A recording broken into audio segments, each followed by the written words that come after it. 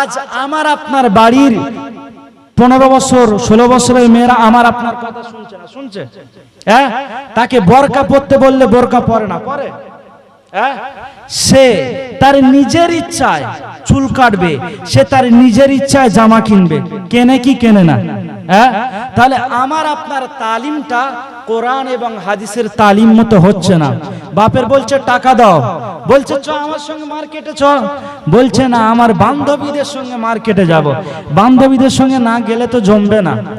ও তবে তো বগল কাটা ড্রেসটা আনবে, তবে তো টাইট ফিট ড্রেসটা আনবে।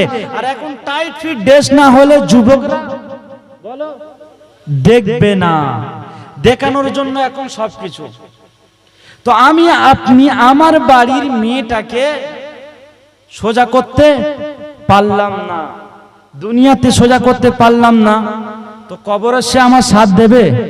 দুনিয়ার জমিনে দায়ুস হলো তারা নিজের মেয়েকে পর্দার ভিতরে রাখতে পারলো না যারা, দুনিয়াতে দায়ুস হলো তারা নিজের বোনকে পর্দার ভিতরে রাখতে পারলো না যারা, দুনিয়াতে দায়ুস হলো যারা নিজের মাকে পর্দার ভিতরে রাখতে পারলো না যারা। ঈদের দিনে আমি আপনি মুসলমান ঈদের নামাজ পড়তে চলে গিয়েছি, আমার আপনার ওই 15 বছরের মেয়েটা কোথায় গিয়েছে খোঁজ রেখেছি? খোঁজ রেখেছি? হ্যাঁ, খোঁজ রাখি নাই। ও যে কোন জঙ্গলে আর কোন নদীর পাড়ে গিয়ে কি ডিজাইনের যে পাপ করছে সেটা ফেরেশতা জানে আর আল্লাহ জানে, পৃথিবীর কেউ জানে না। শয়তানও দেখলে লজ্জা পায়। এরা যে কায়দায় যে স্টাইলের গুনাহ করে, শয়তান মনে মনে করছে আল্লাহ আমি যে 1 মাস ধরা ছিলাম ভালো ছিলাম, এ তো দেখছে আমার চেয়ে এরা আরো বড় শয়তান। মানে এই রকম মোটরসাইকেলের পিছনে বসে এমন কায়দা ধরেছে, ফেবিকুইক দিলে যেরকম চেপটে যায় জানেন তো, যেন আর কোনোদিন ছাড়বে না, এই রকম কায়দা ধরেছে। আর মোটরসাইকেল চালানোর স্টাইল কি, যাচ্ছে উড়ে উড়ে যাচ্ছে। আবার একজন আবার কি একজন করে যায় না, 4 জন 5 জন করে বন্ধু 2টো 3টে করে মোটরসাইকেল যাচ্ছে, আর মাঝি সাহেব পিছনে তাকাচ্ছে, আয় রে আয় রে, পিক আপ দিয়ে যাচ্ছে, গিয়ে 10 চাকার লরির ভিতরে এরকম চুপচাপ মেরে গিয়ে শুয়ে পড়েছে, কোনো আওয়াজ নেই। হচ্ছে কি হয় না? শুনবেন মাধবপুরে 2টো হয়েছে, মোগরাহাটে 2টো হয়েছে, ডায়মন্ড হারবারে 2টো হয়েছে, যাচ্ছে গিয়ে গাড়ি তোলায় পড়ছে, চুপচাপ মেরে আছে, কোনো আওয়াজ নেই। হয় কি হয় না? তাহলে আল্লাহ পাক আল্লাহ রাব্বুল আলামিনের আযাব আমাদের উপরে আসবে না তো কার আযাব আসবে? আবার এখনকার মেয়েরা ওরা আবার চুল বলে পিঠে চালে রাখা যায় না, গরম হচ্ছে। চুলের স্টাইল কি, চুলগুলো সব সময় বেঁধে নিয়ে, কেউ তো আবার চুল নিয়ে সামনে এইরকম ভাবে এই স্টাইলে ফেলে রাখে, ওটা আবার ওর স্টাইল বলে। এটা কি বলে? এটা নিউ ডিজাইন। আবার কেউ কেউ আবার চুল নিয়ে কিছু কিছু চুল নিয়ে পিছনে রেখেছে, আবার এখান থেকে কিছু ছেড়ে এই পর্যন্ত রেখেছে, এই পর্যন্ত বলে। বলে এটা কি বলে? এটাও স্টাইল বলে। মাঝে সাঝে এরকম ফুঁক দেবো চুল উড়বে, বলে এটাও ডিজাইন। কিছু কিছু মেয়ে আছে ওরা চুল পিছন থেকে নিয়ে এরকম পুরো ওপরে একদম পুরো খোপা বেঁধে নেয়, যেন উটের পিঠ। আল্লাহ নবী সাল্লাল্লাহু আলাইহি ওয়াসাল্লাম বললেন, যারা উটের পিঠের মতো চুল বাঁধবে, আমি রাসূলুল্লাহ বলে গেলাম তাদের উপরে আমার লানাত, তাদের উপরে আমি রাসূলুল্লাহ আমার অভিশাপ। তো আমি আমার মায়েদেরকে বলবো যে আমরা চুল বাঁধবো কিন্তু উপরের দিকে বাঁধবো না। আবার এখনকার মেয়েদের স্টাইল কি, ওরা আবার সেলফি তুলে বলছে এক সাইড, পুরো মুখ তুলবে না, এরকম তুলে বলছে, প্রোফাইলে নাম দিচ্ছে অ্যাটিটিউড কুইন, এক সাইড দিচ্ছে, দিয়ে বলছে অ্যাটিটিউড কুইন, মানে ওই এক সাইডটা দেখতে পাবে আর অপর সাইডটা দেখতে পাবে না, অপর সাইডটা আর দেখা যাবে না। কিছু কিছু মেয়ে আবার এই রকম, এখন দেখছেন না সব প্রোফাইল এই রকম, মানে এমন অবস্থা হয়ে গেছে লজ্জায় আর মানুষের সামনে মুখ দেখাতে পারছে না। তো আজ আমার আপনার বাড়ির পরিস্থিতি এই, যদি আমি আপনি ঠিক না হই, কিয়ামতের দিন আল্লাহ পাক আল্লাহ রাব্বুল আলামিন আমার আপনার কাছ থেকে হিসাব নেবে। বলো তুমি তোমার মেয়েকে কেমন ভাবে সিধা রাস্তায় চালিয়েছো, তোমার ছেলেকে কেমন করে কোরআন এবং হাদিস মতো চালিয়েছো। আজ আমি আপনি আমার আপনার ছেলেকে কোরআন এবং হাদিস মতো চালাতে পারি না। যদি কোরআন এবং হাদিস মতো চালাতাম তাহলে সে অন্য কোন পুরুষের সঙ্গে প্রেম ভালোবাসাতে জড়াতো না।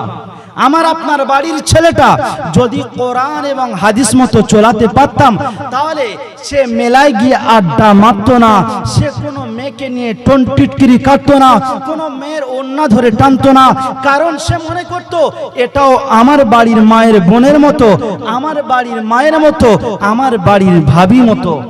সে তাহলে এ কাজটা করতো না, তার দ্বারা সম্ভব হতো না।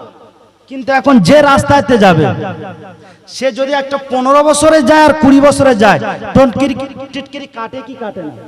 হ্যাঁ, যে যাবে কেউ ফাঁক যায় না। মুসলমান সে তো যা পাবেই পাবে, তার গার্জেন যে হবে সেও কি সাদকায়ে জারিয়া কবরে শুয়ে শুয়ে পাবে। ইদা মাতাল ইনসান ইনকাতা আনহু আমালুহু ইল্লা মিন সালাসাতিন ইল্লা মিন সাদাকাতিন জারিয়াতিন আও ইলমিন ইনতাফাউ বিহি আও ওয়ালাদিন সালিহিন ইয়াদউ লাহু। ওয়ালাদিন সালিহিন, নেক সন্তান, ভালো সন্তান। ভালো সন্তান যদি পৃথিবীর জমিনে বানিয়ে রেখে যেতে পারি, তাহলে নেকি পাবো কি পাবো না? কবরে শুয়ে শুয়ে শুনি তো, প্রত্যেকটা মরণ বাড়িতে গিয়ে শুনি না?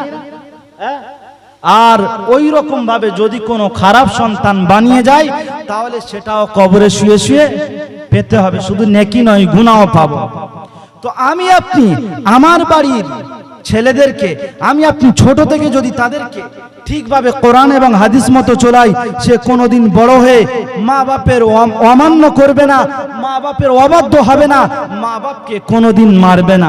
আমি আপনি আমার সন্তানটা যে কথা বলতে পারে না, তাকে কোলের মধ্যে করে সেলুন দোকানে বসিয়ে দিয়ে তাকে বলছি যে অমুক মালসা কাটিং চুল কেটে দাও, হয় কি হয় না? তার তো ছোটবেলা থেকে প্র্যাকটিস করাচ্ছি, তো ও বড় হলে বাপের ধরে মারবেন, তা কার ধরে মারবে? তাকে তো প্র্যাকটিস করাচ্ছি, ছোট থেকে সে প্র্যাকটিস হচ্ছে।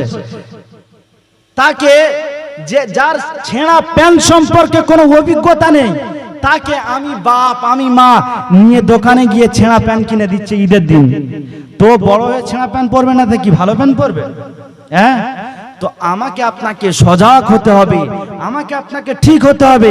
আমি আপনি যদি ঠিক হই, তাহলে আমার আপনার পরিবারটাও ঠিক হবে। হবে কি হবে না? তাহলে আমাকে আপনাকে ঠিক হতে হবে। আল্লাহ পাক আল্লাহ রাব্বুল আলামিন আমাদের প্রত্যেককে ঠিক কোরআন এবং হাদিস মোতাবেক আমাদের সন্তানদেরকে তৈরি করার মতো তৌফিক দান করুক। সবাই বলেন আমিন। তো আমাকে আপনাকে পৃথিবীর জমিন ছেড়ে যেতে হবে। পৃথিবীর জমিনে কেউ চিরদিন থাকবে না, থাকবে? পৃথিবীর জমিনে কেউ চিরদিন থাকবে না।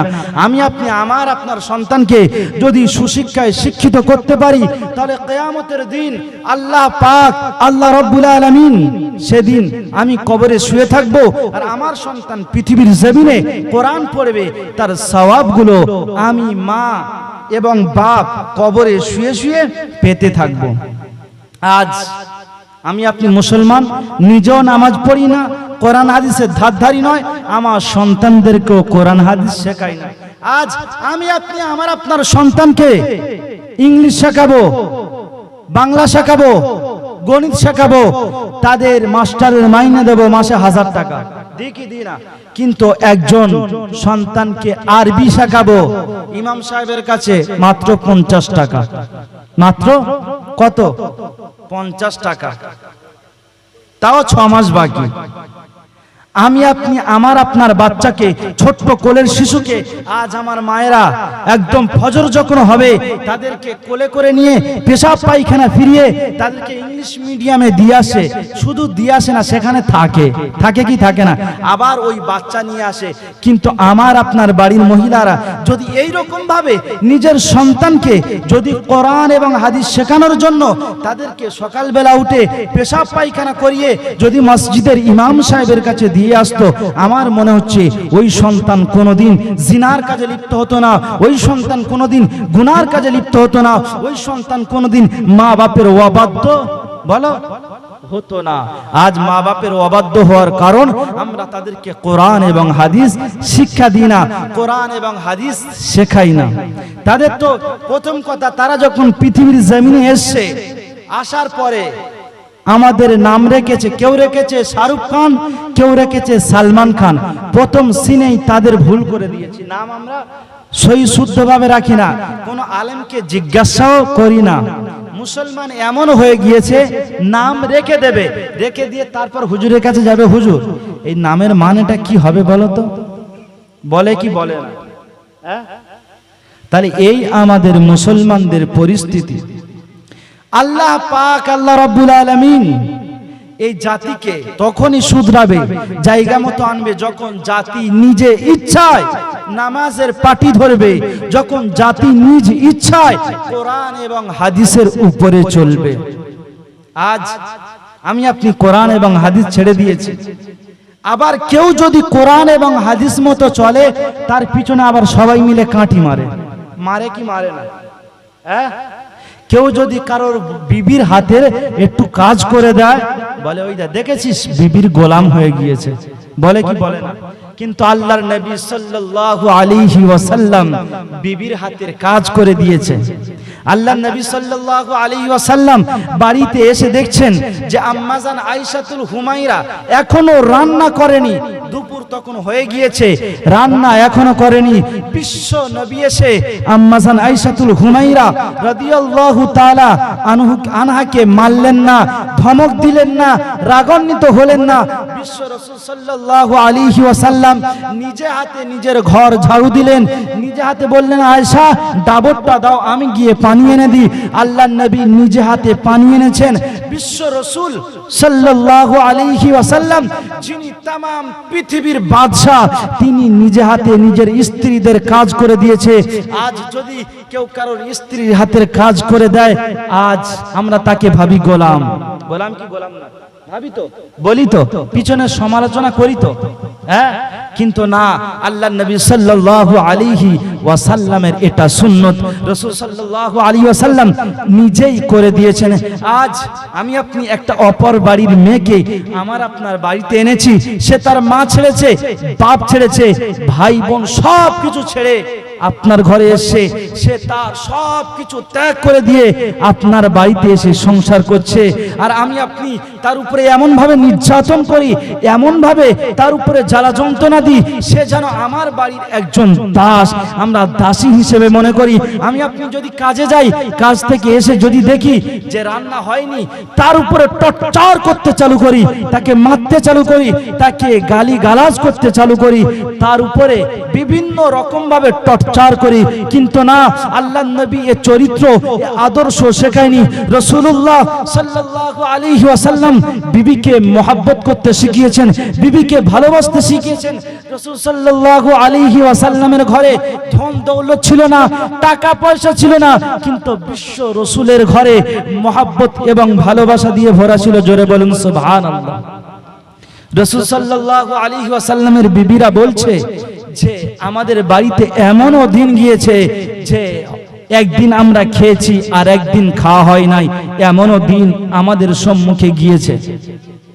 আজ আমাদের বাড়ির মহিলারা যদি একদিন না খাওয়া হয়, ওরাও বলে যে কিসের জন্য আমাকে এনেছো, খাওয়া দিতে পারবেন না, তাই বিয়ে করেছিলে কেন, বলে কি বলে না? কিন্তু না, আল্লাহর নবী সাল্লাল্লাহু আলাইহি ওয়াসাল্লামের বিবি আম্মাজান আয়েশাতুল হুমায়রা রাদিয়াল্লাহু তাআলা আনহা একদিন দরজার কাছে দাঁড়িয়ে আছেন, আসরের সময় আল্লাহর নবী নামাজ পড়তে যাচ্ছেন। আম্মাজান আয়েশাতুল হুমায়রা রাদিয়াল্লাহু তাআলা আনহা ডাকলেন, ইয়া রাসূলুল্লাহ আমার বাড়িতে একটু আসবেন। বলছে আয়েশা আজ তো তোমার পালা নয়, আমি তোমার বাড়িতে যেতে পারবো না। আল্লাহর নবীকে বললেন ইয়া রাসূলুল্লাহ কিছুক্ষণের জন্য।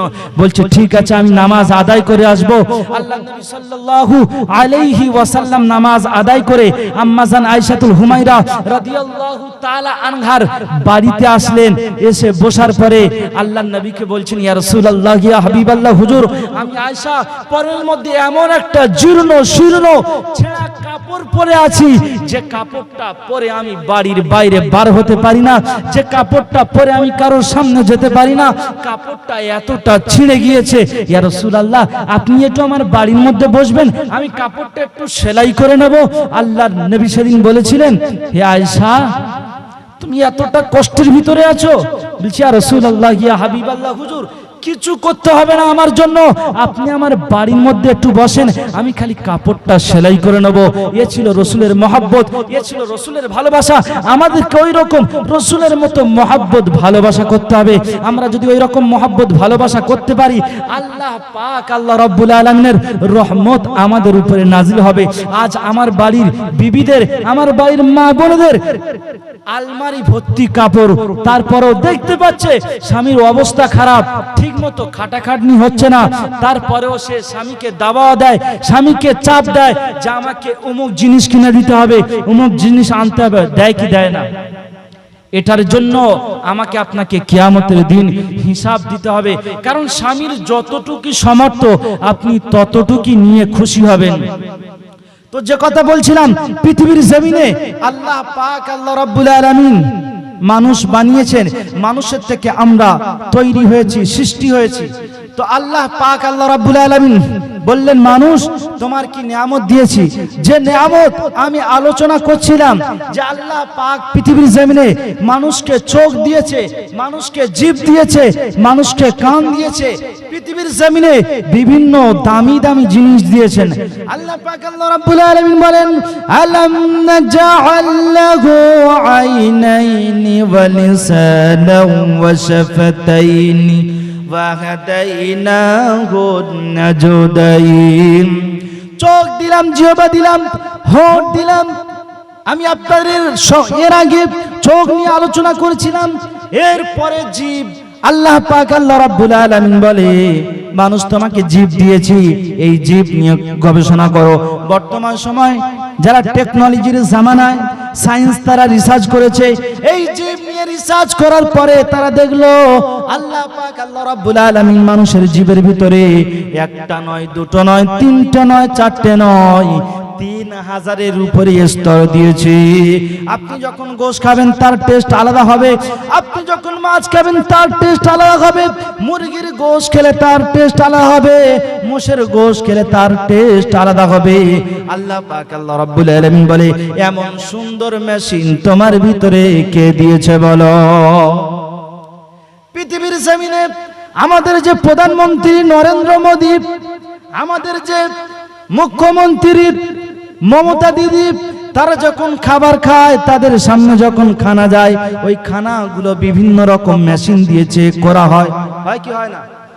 নরেন্দ্র মোদীর সামনে খানা যাবে, বিভিন্ন রকম মেশিন দিয়ে চেক করে তারপরে ওর কাছে যাবে, যাতে খানার ভিতরে কোনো বিষাক্ত জিনিস না থাকে, থাকলে মারা যাবে, তাই চেক হয়ে যাবে। আল্লাহ পাক আল্লাহ রাব্বুল আলামিন বলে, বান্দা পৃথিবীর জমিনে আমি আল্লাহ স্বয়ং তোমার ভিতরে 3টে চেক করা মেশিন দিয়েছি। জোরে বলুন সুবহানাল্লাহ। আল্লাহ পাক আল্লাহ রাব্বুল আলামিন বলে, বান্দা এই পৃথিবীর জমিনে আমি আল্লাহ পাক আল্লাহ রাব্বুল আলামিন 1 নাম্বার মেশিন দিয়েছি চোখ। যখন তোমার সামনে যখন কোনো খাবার রাখা হবে, ওই খাবার রাখার পরে তোমার চোখ বলে দেবে ওই খাবারটা খারাপ না ভালো, বলে কি বলে না? চোখ বুঝতে পারে কি পারে না? আল্লাহ পাক আল্লাহ রাব্বুল আলামিন বলে, বান্দা যদি তোমার চোখ ফেল করে যায়, আমি আল্লাহ পাক আল্লাহ রাব্বুল আলামিন 2য় নাম্বার মেশিন তোমার দিলাম, যার নাম হলো নাক। আপনি যখন খাবারটা তুলে চোখ যখন ফেল করলো, নাকের কাছে নিয়ে যাবেন, গালের কাছে নিয়ে যাওয়ার আগেই নাক শুকে বলে দেবে খাবারটা খারাপ কি না ভালো, বলে কি বলে না? আল্লাহ পাক আল্লাহ রাব্বুল আলামিন বলে, বান্দা শোনো, 2য় নাম্বার মেশিন যদি ফেল করে যায়, আমি আল্লাহ পাক আল্লাহ রাব্বুল আলামিন তোমার শরীরের মধ্যে 3য় নাম্বার মেশিন দিলাম, যার নাম হলো জিভ। জিভের মধ্যে পড়ার সাথে সাথে মুসলমান সঙ্গে সঙ্গে জিভ বলে দেবে তোমার গালের মধ্যে যে খাবারটা যাচ্ছে খারাপ কি ভালো, বলে কি বলে না? আল্লাহ পাক আল্লাহ রাব্বুল আলামিন বলে, বান্দা পৃথিবীর কোনো মেশিন তোমাদের লাগবে না, আমি আল্লাহ পাক আল্লাহ রাব্বুল আলামিন স্বয়ং 3টে মেশিন তোমার ভিতরে দিয়ে দিয়েছি। জোরে বলুন সুবহানাল্লাহ। আল্লাহ পাক আল্লাহ রাব্বুল আলামিন বলে বান্দা আমার কেমন কুদরত, আমার কেমন ক্ষমতা তোমার ভিতরে কাজ করেছে দেখো। আমি আল্লাহ পাক আল্লাহ রাব্বুল আলামিন আমার বান্দার শরীরের ভিতরে, আমার বান্দার শরীরের মধ্যে যেগুলো দামি দামি অঙ্গ আছে আমি আল্লাহ একটা দিলাম না, প্রত্যেকটা অঙ্গকে আমি আল্লাহ পাক আল্লাহ রাব্বুল আলামিন ডবল করে বানিয়ে দিয়েছি। আমার বান্দার যদি এই পৃথিবীর জমিনে একটি হাত নষ্ট হয়ে যায়, অপর হাত দিয়ে আমার বান্দা খেতে পারবে, অপর হাত দিয়ে কাজ করতে পারবে। আমার বান্দার একটি পা যদি খারাপ হয়ে যায়, অপর পা দিয়ে আমার বান্দা চলতে পারবে। আমার বান্দার একটি কিডনি যদি খারাপ হয়ে যায়, অপর কিডনির দ্বারা আমার বান্দা পৃথিবীর জমিনে জিন্দা থাকবে। আমার বান্দার একটি চোখ যদি খারাপ হয়ে যায়, আমার বান্দা অপর চোখ দিয়ে পৃথিবীর জমিনে চলতে পারবে। আমার বান্দার যদি একটি কান খারাপ হয়ে যায়, অপর কান দিয়ে আমার বান্দা পৃথিবীর জমিনে শুনতে পাবে। আমি আল্লাহ পাক আল্লাহ রাব্বুল আলামিন আমার বান্দার যতগুলো দামি দামি অঙ্গ আছে আমি আল্লাহ একটা নয়, আমি আমার বান্দার অঙ্গগুলোকে ডবল ডবল বানিয়েছি। জোরে বলুন সুবহানাল্লাহ। এরপর আল্লাহ পাক আল্লাহ রাব্বুল আলামিন বলে বান্দা শুধু ডবল ডবল বানালাম না, আমার বান্দার হাতের মধ্যে একটি শিরা খারাপ হয়ে গিয়েছে, ঘাড়ের মধ্যে একটি শিরা খারাপ হয়ে গিয়েছে। পৃথিবীর কোন ডাক্তার, পৃথিবীর কোন মাস্টারের তৈরি করতে হবে না। আমি আল্লাহ পাক আল্লাহ রাব্বুল আলামিন আমার বান্দার কোমর থেকে নিচের মধ্যে এমন কিছু অঙ্গ প্রত্যঙ্গের ভিতরে আমি আল্লাহ ডবল শিরা বানিয়ে রেখেছি। জোরে বলুন হয় কি হয় না? বলে যে পিছনের পাচার শিরা নিয়ে লাগিয়েছে বা পিছনের অংশের চামড়া নিয়ে হাতের বা মুখের স্কিনের বিভিন্ন জায়গাতে লাগিয়েছে, বলে কি বলে না? শুনেছি তো, দেখেছি তো। তো আল্লাহ পাক আল্লাহ রাব্বুল আলামিন বলে বান্দা এ কুদরত, এ ক্ষমতা আমার। আল্লাহ পাক আল্লাহ রাব্বুল আলামিন বলেন তাবারাকাল্লাযী বিয়াদিহিল মুলকু ওয়া হুয়া আলা কুল্লি শাইইন কাদির। ওই আল্লাহ যিনি तमाम পৃথিবীর মালিক, এই পৃথিবীর জমিনে আসার আগে যিনি খাবার ব্যবস্থা করেছেন, এই পৃথিবী আসার পরে যিনি খাবার ব্যবস্থা করেছেন, এক কথায় বলা যায় तमाम আসমান এবং জমিনের মালিক যিনি, তিনি হলেন এই পৃথিবীর জমিনের সব কিছুর কুদরতময় হলেন তিনি। আল্লাহ পাক আল্লাহ রাব্বুল আলামিন বলে বান্দা তুমি যদি সমুদ্রের গভীর গহনে চলে যাও, যেখানে যাওয়ার পরে পৃথিবীর কোনো আলো, পৃথিবীর কোনো বাতাস, পৃথিবীর কোনো যোগাযোগ তোমার সঙ্গে থাকবে না, কেউ তোমার ডাকের আওয়াজ শুনতে পাবে না। কিন্তু আমি আল্লাহ পাক আল্লাহ রাব্বুল আলামিন আমাকে যদি আওয়াজ দাও, আমাকে যদি ডাক দাও, কেউ শুনতে না পেলেও আমি তোমার মহান রব, আমি আল্লাহ পাক আল্লাহ রাব্বুল আলামিন তোমার ডাকের আওয়াজ শুনতে পাই। আল্লাহ পাক আল্লাহ রাব্বুল আলামিন বলে বান্দা পৃথিবীর জমিনে তুমি রিজিক নিয়ে ভাবো, আমি আল্লাহ পাক আল্লাহ রাব্বুল আলামিন আমি স্বয়ং তোমার রিজিকের ব্যবস্থা করে দিয়েছি, আমি আল্লাহ তোমাকে বলে দিয়েছি। আল্লাহ পাক আল্লাহ রাব্বুল আলামিন বলেন ফালইয়াবুদু রাব্বা হাদাল বাইতিল্লাযী আত'আমাহুম মিন জু'ইন ওয়া আমানাহুম মিন খাউফ। যদি আমার বান্দা আমার ইবাদত করে, আমার উপাসনা করে, আমার আরাধনা করে, আমি আল্লাহ পাক আল্লাহ রাব্বুল আলামিন আমাকে যদি এক বলে মেনে নেয়, আমি আল্লাহ পাক আল্লাহ রাব্বুল আলামিন এই পৃথিবীর জমিনে আমার বান্দা বান্দির রিজিকের ব্যবস্থা আমি আল্লাহ পাক আল্লাহ রাব্বুল আলামিন করে দেব। জোরে বলুন সুবহানাল্লাহ। আল্লাহ পাক আল্লাহ রাব্বুল আলামিন বললেন وما من دابة في الأرض إلا على الله رزقها। এই পৃথিবীর জমিনে এমন কোন প্রাণী নেই যার খাবারের ব্যবস্থা করি নাই। আমি আল্লাহ পাক আল্লাহ রাব্বুল আলামিন ছোট্ট ছোট্ট প্রাণী থেকে যত বড় প্রাণী হোক না কেন প্রত্যেকের খাবারের ব্যবস্থা আমি আল্লাহ করেছি। এই পৃথিবীর জমিনে মানুষ, আমি আপনি রিজিকের জন্য পাগল হয়ে আছি, ফজরের সময় বার হয়ে গেলাম, রাতের বেলায় বাড়ি ফিরলাম, সারাদিন নামাজ পড়লাম না। কিন্তু আল্লাহ পাক আল্লাহ রাব্বুল আলামিন বলে, বান্দা পৃথিবীর জমিনে আমি আল্লাহ তোমাকে আশরাফুল মাখলুকাত বানিয়েছি, তোমাকে সৃষ্টির সেরা বানিয়েছি, তোমাকে কেন খাবার দেব না? এই পৃথিবীর জমিনে জঙ্গলের মধ্যে বিশাল বড় বড় হাতি আছে, যাদের কয়েক টন প্রত্যেক দিন খাবার লাগে। পৃথিবীর জমিনে কারোর ব্যবস্থা করতে হয় না, তারা খাবারকে স্টকের মধ্যে রেখে দেয় না। কিন্তু আমি আল্লাহ পাক আল্লাহ রাব্বুল আলামিন প্রত্যেক দিন বিশাল বড় বড় সুন্দরবনের রয়্যাল বেঙ্গল টাইগার গুলো সকালবেলা বার হয়, সন্ধ্যাবেলা আমি আল্লাহ পাক আল্লাহ রাব্বুল আলামিন তাদের পেট ভরিয়ে তাদের বাসার মধ্যে ফেরত দিয়ে দিই। জোরে বলুন, আমি আল্লাহ পাক আল্লাহ রাব্বুল আলামিন সমুদ্রের মধ্যে বিশাল বড় বড় তিমি মাছ বানিয়েছি।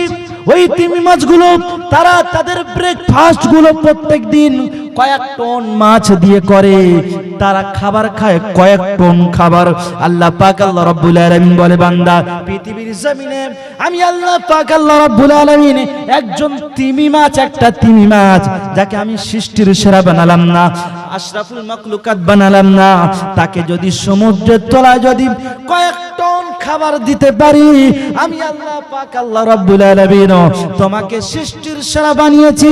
আমি আল্লাহ পাক আল্লাহ রাব্বুল আলামিন কেন তোমার খাবারের ব্যবস্থা করব না? আল্লাহ পাক বলে, বান্দা আমি তো তোমাকে সৃষ্টির সেরা বানিয়েছি, কেন খাবার দেব না? আল্লাহ পাক খাবার আমাদেরকে দেবেন, তবে আমাদেরকে আল্লাহ পাক আল্লাহ রাব্বুল আলামিনের উপাসনা আরাধনা করতে হবে, সে আল্লাহ পাক আল্লাহ রাব্বুল আলামিনকে মেনে চলতে হবে। আজ আমাদের প্রত্যেকটা কাজ কোরআন এবং হাদিসের উল্টো হয়। আমি আপনি এই যে জলসা করছি, জলসা দিচ্ছি, আমার মনে হয় তো রাত 12টার পরে জলসা দেওয়া ঠিক নয়। কারণ এক তো যারা বসেছে তারা এশার নামাজ পড়ে বেশিরভাগ লোক বসে নাই, আর গিয়ে এমন ভাবে ঘুমাবে ফজরের নামাজও বলো ফজরের নামাজও পড়বে না। জলসা শুনে যদি ফজরের নামাজ কাজা করে দেয়, ফজরের নামাজ না পড়ে, তার জলসা শুনে কোনো লাভ আছে? কোনো লাভ নাই। তো আমাকে আপনাকে কোরআন এবং হাদিস মোতাবেক চলা হচ্ছে না। কোরআন এবং হাদিস মোতাবেক যদি চলি তাহলে কোনোদিন অসুবিধা হবে না। এখন আবার দেখেছেন তো কোরআন এবং হাদিস মোতাবেক আল্লাহর জিকির হচ্ছে না। বাংলাদেশের যে ডিজিটাল জিকির গুলো দেখেছেন তো, হ্যাঁ, এটা কোন জিকির হলো? আবার জিকির করতে করতে এতদিন মানুষ দেখেছি জমিনে ছিল, ওরা আবার লাফিয়ে স্টেজের উপরে উঠছে, আকাশে উঠতে চাইছে। হচ্ছে কি হচ্ছে না? হ্যাঁ, এটা কোন জিকির হলো? আল্লাহ পাক আল্লাহ রাব্বুল আলামিনের নামে জিকির করবে, মানুষের দিল ঠান্ডা হয়ে যাবে। আজ আমি আপনি আর দুনিয়াতে কত রকম জিনিস দেখব। কয়েক বছর আগে শুনেছেন বাংলাদেশের একজন দাবি করেছে যে আমি ফাতেমার স্বামী। শুনেছেন? নাম কি জানা আছে? দেওয়ানবাগী বলছে আমি ফাতেমার স্বামী। আল্লাহ পাক পৃথিবীর জমিন থেকে নিয়ে নিয়েছে, এখন মারা গিয়েছে। তো পৃথিবীর জমিনে কত রকম কত কি দেখবেন। তো পৃথিবীর জমিনে আমাকে আপনাকে কোরআন এবং হাদিস মোতাবেক চলতে হবে। আজ আমি আপনি নিজের ছেলেকে ডাক্তার বানিয়েছি, নিজের ছেলেকে মাস্টার বানিয়েছি, নিজের ছেলেকে ইঞ্জিনিয়ার বানিয়েছি, নিজের ছেলেকে পৃথিবীর যত রকম ডিগ্রি আছে সব বানিয়েছি, কিন্তু আমি আমার ছেলেকে কোরআনে হাফেজ বানাতে পারলাম না, আমি আমার ছেলেকে আলেম বানাতে পারলেন না। আপনি আপনার ছেলেকে যে ইঞ্জিনিয়ার বানিয়েছেন, যদি তার ভিতরে কোরআন এবং হাদিসের জ্ঞান না থাকে, ও বিশ্ব বড় চোর হবে। যদি বলেন কেমন করে, একটা উপমা দেখাচ্ছি আপনাদের। এই যে রাস্তা, যখন সরকারি কোনো রাস্তা হয় ইঞ্জিনিয়ারিং প্ল্যানে হয়, হয় কি হয় না? ইঞ্জিনিয়াররা আসে কি আসে না? আপনার এই রাস্তাটা বাজেট হয়েছে 1 কোটি টাকা। এখন ওখান থেকে আস্তে আস্তে সব বড় পর্যায়ের আল্লাহর ওলিরা বসে আছে। কেউ সুফি, কেউ দরবেশ। এখন ওখান থেকে ওই 1 কোটি টাকা আস্তে আস্তে আপনার এখানে এসে হয়তো পৌঁছাবে 1,40,00,000 টাকা। কেন ওদিকটা আল্লাহর ওলিরা খাবে, বুঝতে পেরেছেন? আল্লাহর ওলি বলতে বুঝতে পেরেছেন তো? এমএলএ, মন্ত্রী, এমপি, চোর, ডাকাত, ছেঁচড়া ও সবার দিতে হবে। নালি বলবে এ রাস্তায় স্টিম রোলার চালাতে দেবো না, বলবে রোলারের চাকা খুলে নিয়ে চলে যাব। তো এই পর্যন্ত আসলো 40 লাখ টাকা। তো এবার প্ল্যান হয়ে গেল, সবকিছু হয়ে গেল। যে মেম্বার যার কাছে ও তো খাবে। এবার ওর কাছে আসবে ইঞ্জিনিয়ার। ইঞ্জিনিয়ার আসলো, ইঞ্জিনিয়ারের মুখের উপরে মেরে দিল 5, যে ভাই তুই শুধু সাইনটা করে দিবি, তারপর যা কাজ আমরা করব, তোর দেখতে হবে না, কাজ আমরা করব। আপনার রাস্তা যেমন করা দরকার ছিল রাস্তা করলো না। আমি স্বয়ং আমার নিজের কথা বলছি, স্বয়ং আমি যখন ছোট ছিলাম, খুবই গরিবের সংসার থেকে আল্লাহ পাক, আল্লাহ রাব্বুল আলামিন আমাকে এই জায়গাতে এনেছে। আমিও মাটি কাটা কাজ করেছি। তো বলছে ইঞ্জিনিয়ার যেদিক থেকে আসবে, বলছে পাতলা কাদা দিয়ে, ওটা মাটি ফেলা কাজ হচ্ছিল, বলছে পাতলা কাদা এমন করে মারবে যে পুরো জায়গাটা যেন ভরে যায়, রাস্তার জায়গাটা যেন ইঞ্জিনিয়ার এই জায়গা থেকে ভিতরে যেন ঢুকতে না পারে। বলে এখান থেকে দেখে ও চলে যেতে হবে। তো ডুপ্লিসিটি হচ্ছে কি হচ্ছে না? তো যাই হোক, ইঞ্জিনিয়ারকে মেরে দিল 5 লাখ টাকা। ইঞ্জিনিয়ার বলল যে ঠিক আছে, যে রাস্তা আপনার 10 বছর চলার কথা, 1-2 বছর পরে গিয়ে দেখছেন ও রাস্তা খালা হয়ে গিয়েছে, ও রাস্তার আর কিছু নেই। ওখান থেকে আপনি একটা ডেলিভারি রুগী নিয়ে যাবেন, রাস্তায় ডেলিভারি হয়ে যাবে। একটা ভাঁচড়ার রুগী নিয়ে যাবেন, যে মানুষ যেতে যেতে গালাগালি করতে করতে যাবে, এর যে নেকিগুলো পৌঁছাবে পুরো এই নিচে থেকে উপর লেভেলে যতগুলো আল্লাহর ওলি আছে সবার কবরে পৌঁছাবে। আর যে কথা বলছি না, আপনার যে ইঞ্জিনিয়ার ছেলে বানিয়েছেন, যার কলমের দ্বারা এই রাস্তাটা সহি এবং সঠিক বলে গ্রহণযোগ্য হয়েছে সরকারি খাতায়, ওর খাতাতেও পৌঁছাবে। আর ওর খাতাতে পৌঁছালে আপনার খাতাতেও পৌঁছাবে।